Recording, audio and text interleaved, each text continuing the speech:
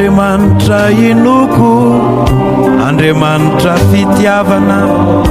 tsy Andriamanitra masika mpanasazy, tsy Andriamanitra mitoko, tsy mpanavaka foko, tsy mpijery harena na fiavim-pirenena fa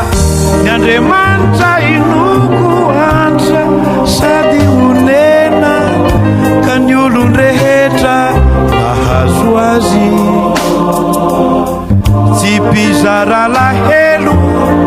tsy namorona helo fa izy no fitiavana.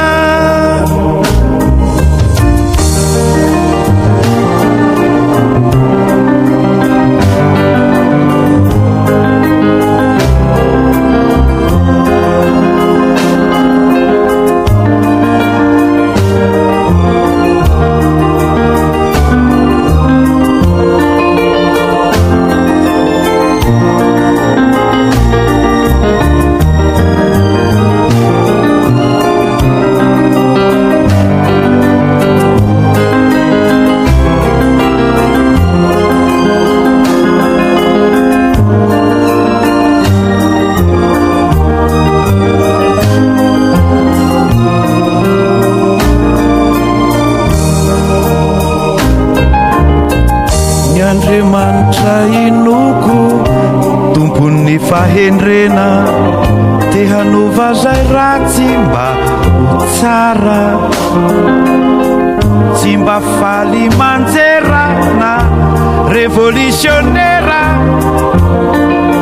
fa manarinatra ireo maditra eto an-tany. Ny Andriamanitra inoko, Andriamanitra fitiavana, tsy mba mila takalo fa mizara,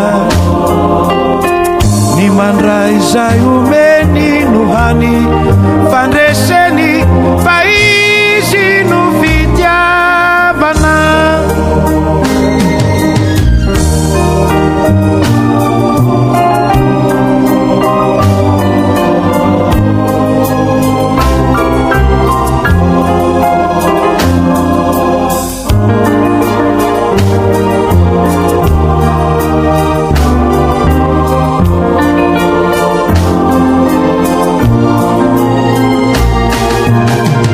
Andriamanitra inoko,